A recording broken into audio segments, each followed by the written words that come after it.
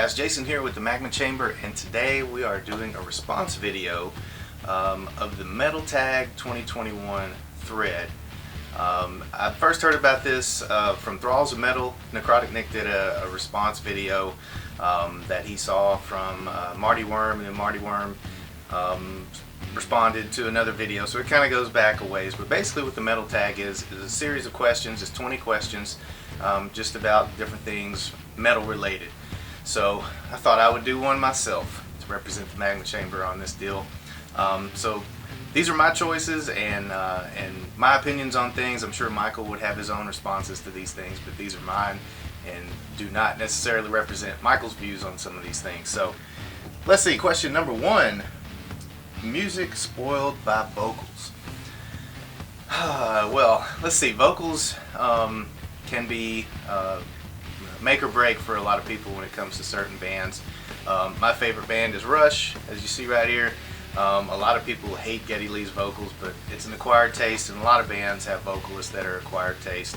I know a lot of people that like heavy music, but they just can't get into the death growls, so on and so forth. But there's a particular album that comes to mind for me where the album, I wouldn't say it's just completely ruined by the vocals, but it hinders it for me. It hinders my enjoyment of this particular album. The band itself I love. They're one of my favorite bands of all time, one of my favorite thrash bands. They have so many great albums. But the band is Creator and the album is Renewal.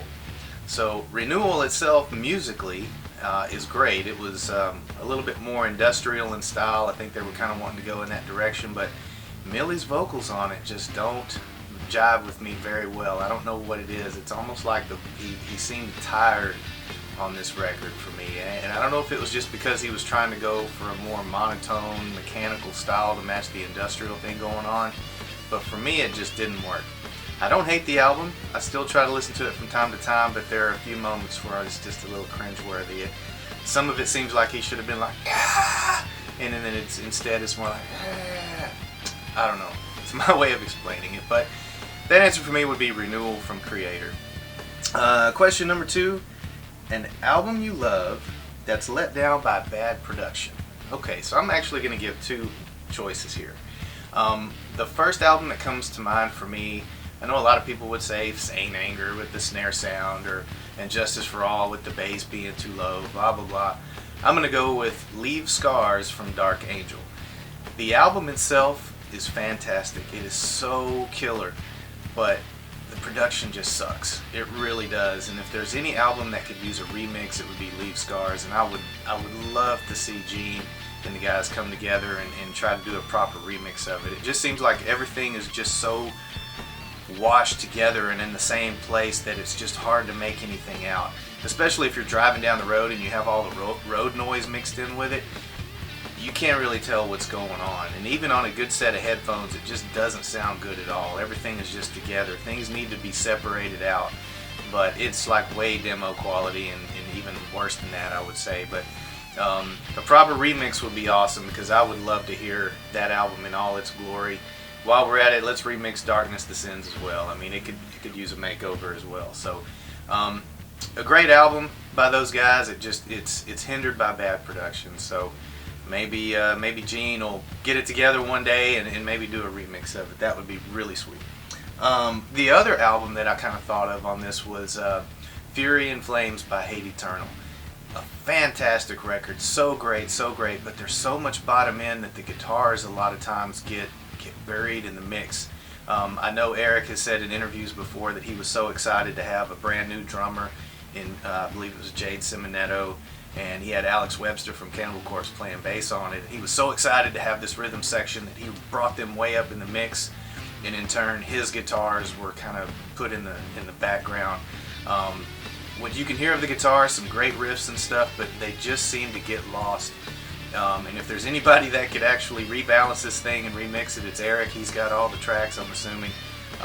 But a proper rebalancing of things of that album would be really cool, because it is a great album that deserves that. And oddly enough, for Eric to be a guitar player, for him to push his guitars in the back was just kind of an odd choice. But anyway, Leave Scars from Dark Angel and Fury and Flames from Hate Eternal, man.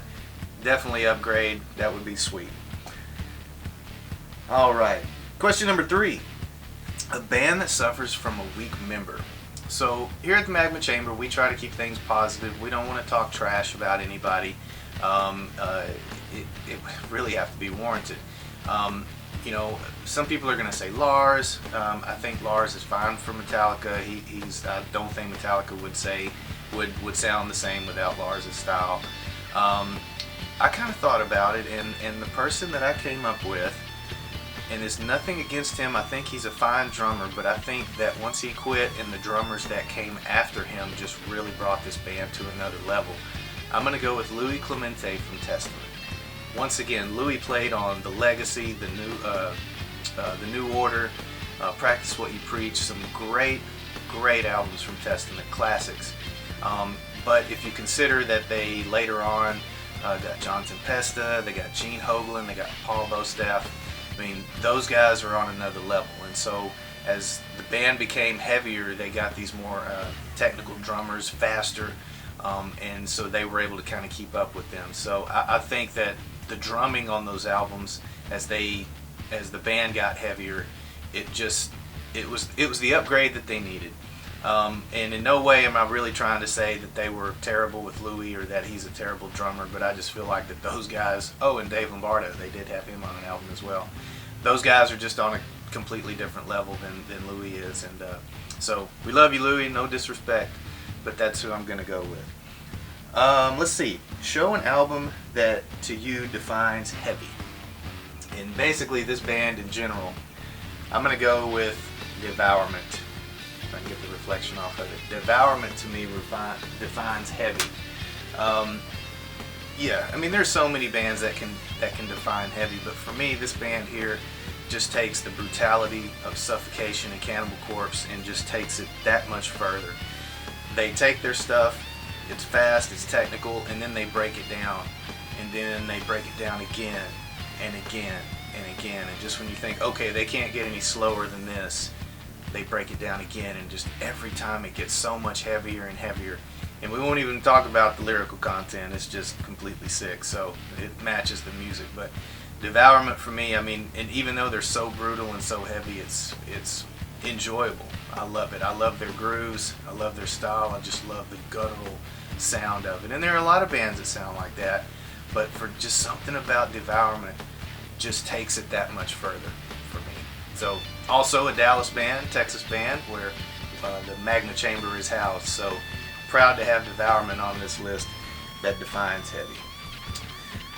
Alright, show an album recommended to you by the music community.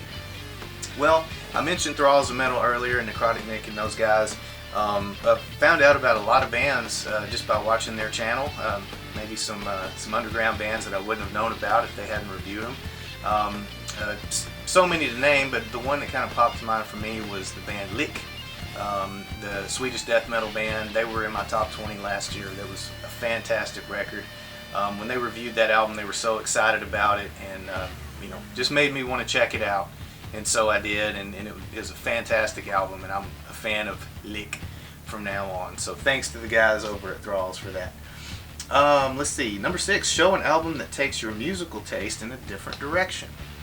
Okay, so before I was a metalhead, back in the early 90s, I was a huge hip-hop fan, loved Public Enemy, Ice-T, Dr. Dre, NWA, all that kind of stuff, and I'm still a fan of that stuff. I don't like newer hip-hop. I just think it sucks. I'm sorry, it just does, but I still listen to the old school stuff on occasion. But there is one group that's been around for the last few years that's amazing to me, and that's Run the Jewels. Killer Mike and LP. LP's production is dark and heavy and just awesome. They've professed their love for heavy music, things like Black Sabbath and whatnot. So even if you're not into hip-hop, check out Run the Jewels, man. It is so awesome, and it was one of my favorite albums from last year, even though it wasn't on my metal list because it's not metal. But Run the Jewels for me would be my pick. Let's see. Number 7, a gem from your collection. I guess I have a couple of gems from my collection, even though I haven't really listened to these in a while. One of those is the Elephant Riders from Clutch. and you're like, okay, well that's a good album. I'm a huge Clutch fan, so years ago at one of my local music stores I found this used, and so somebody had traded this in and I bought it. And so when I got to looking at the liner notes, I realized that the band had signed this. So whoever this is that bought this must have gotten it at a show and had the band sign it. It's every member of the band has signed this thing, and they decided to trade it in for some silly reason. But I love this album, and the fact that I have a signed copy from the band is so cool. Wish I could have met the band in person and had them sign this. Another thing that I kind of got like that, I ordered online Dark Tranquillity's The Mind's Eye, and looking on the front, looks like some members of the band had signed it. It may be hard for you to see right here, that's such a complex album cover, but the band had signed this as well. So ordered this off of Amazon, and somebody had traded this in with the band's autographs on it. So that was really cool. So I have 2 signed albums from the band that apparently somebody else didn't want. So thanks to you for trading those in. Number 8, the band in your collection that formed closest to where you live. As I mentioned, we're kind of close to the Dallas area. I mean, I could say Devourment, they're from Dallas, but I'd say the biggest metal band from the Dallas area, of course, is Pantera. I've been a big Pantera fan since early '94. I first heard Pantera right before Far Beyond Driven came out, and that, if I could attribute my fan as a metalhead of me getting into metal to one band, it would be Pantera, and it would be the album Vulgar Display of Power. Amazing band. I miss Dimebag Darrell. Wish those guys were still around. I know that there's been talks of reunions with, you know, different members, but it just wouldn't be the same. But I'd go with Pantera for that, and you might see Pantera show up a little bit later on in one of my answers as well. Let's see, the album, a metal album you reach for melody-wise. I'm gonna go with the band Scar Symmetry, and their last album that they did, The Singularity Part 1.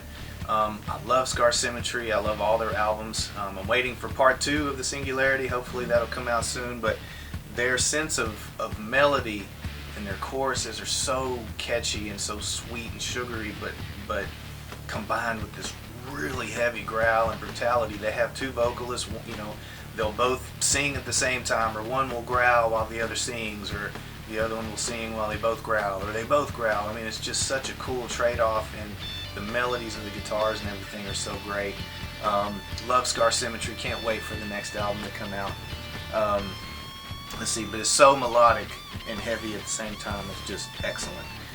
Number 10, the album in your collection you would sell first. I have 2 of those, and those would be the last 2 albums from Vector.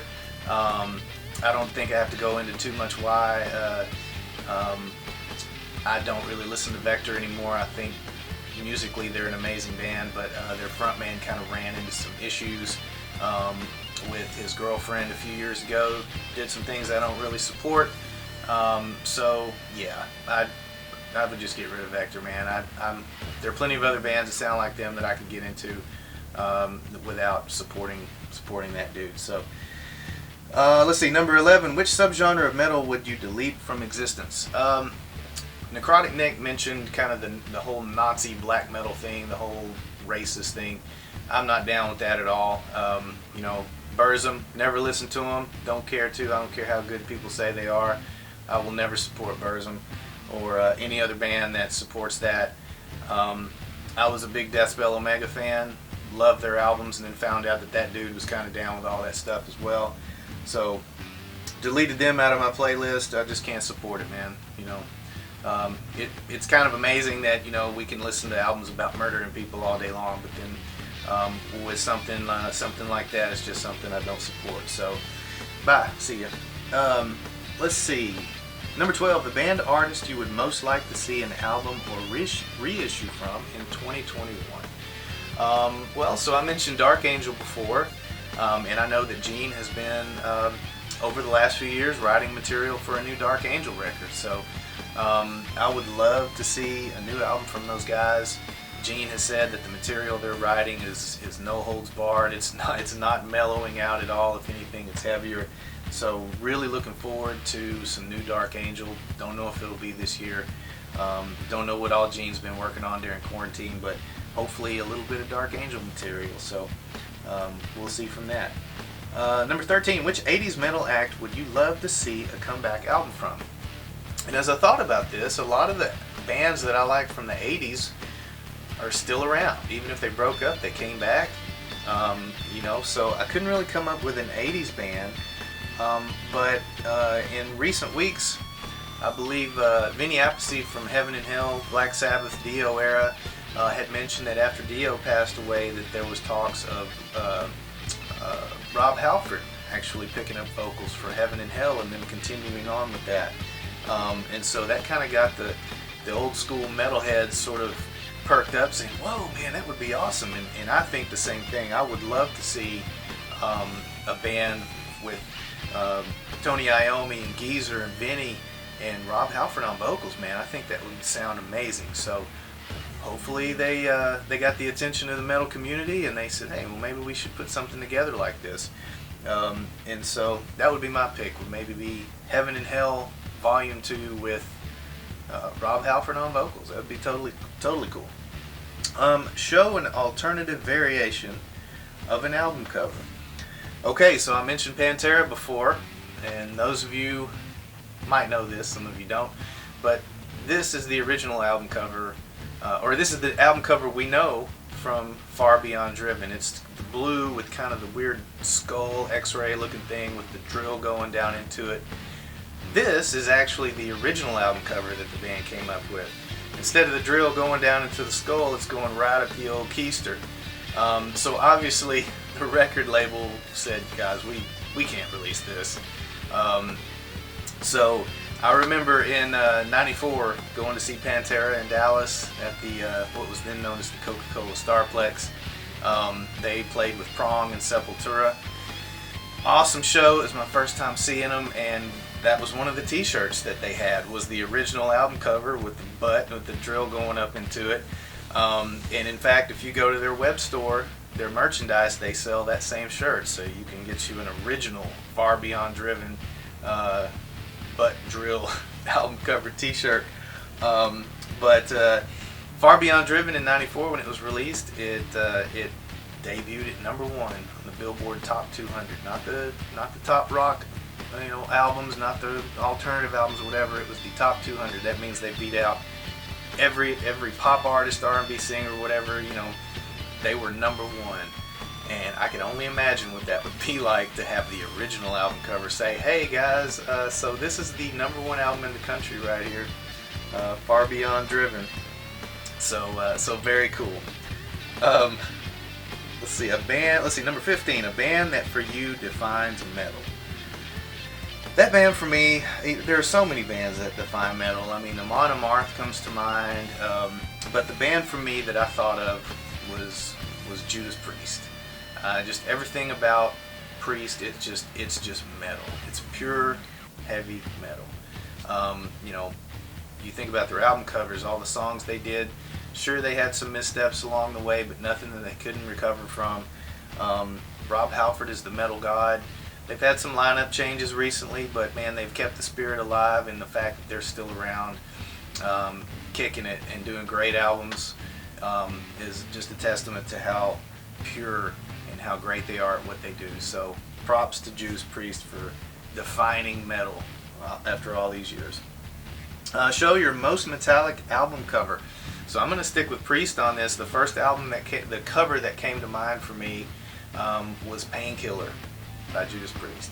So I just love everything about it. You've got the lava, and you've got the steel warrior on the dragon bike just tearing through the air with his fist in the air. I mean, that's metal. That is metal.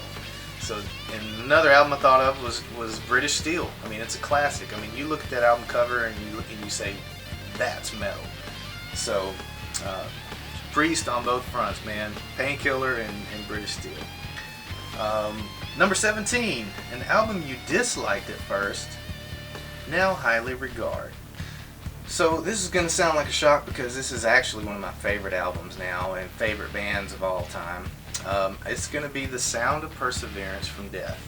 So this was the first Death album I ever heard. I saw it at the store and I bought it, and I knew they had other albums, but I didn't really know what they sounded like.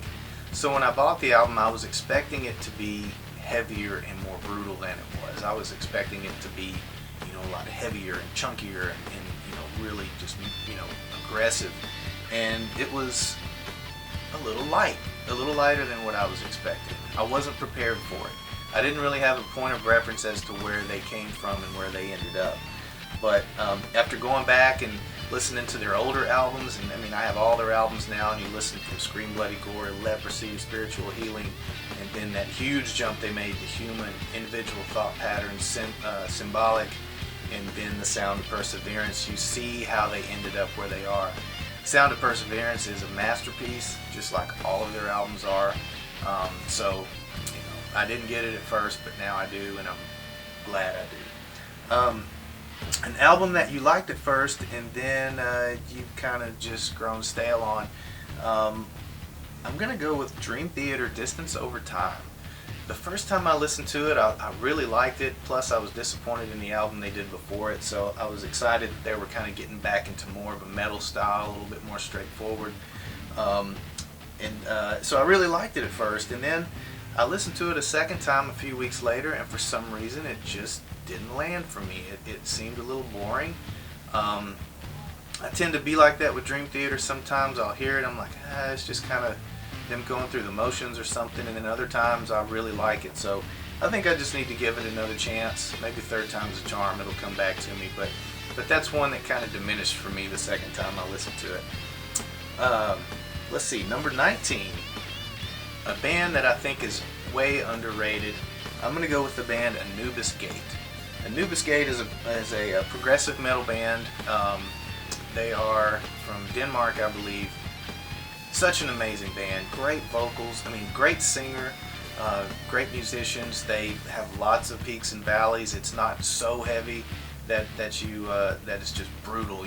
It's heavy when it needs to. It jams when it needs to. And even their slower, more mellow songs are great. But great production. Everything about it is great. It just seems like that this band should be way bigger than they are. Anubis Gate is a beautiful band. Heavy, just heavy enough, just progressive enough without becoming too much. Definitely check out Anubis Gate if you haven't. Looking forward to new stuff from them as well. Let's see, number 20, my holy grail going into 2021 would have to be the new album from Carcass, Torn Arteries, coming out soon. I'm really curious to see what direction they go with this. They did an EP a couple of months ago. Seemed overall that the EP was a little bit slower, a little more mid-paced, less grindy, a few grindy moments. So I'm curious to see where the album as a whole is going to go. Are they going to stick to the grindier aspects of Symphonies of Sickness or something like that? I doubt they'll go back that far. Is it going to be Surgical Steel Part 2? Is it going to be more like Swan Song? Or are they going to try some new stuff? It might be a combination of all those things. So Surgical Steel was a huge hit. It was Decibel's #1 album of the last 10 years, and I kind of have to agree. I loved it. I thought it was perfect. So just curious to see what direction the guys take it on this next record. So that is my responses to the top 20 questions metal tag for 2021. So if you enjoyed this video, hit the subscribe button, and visit us over at Instagram at magma_chamber_metal. And until next time, keep headbanging.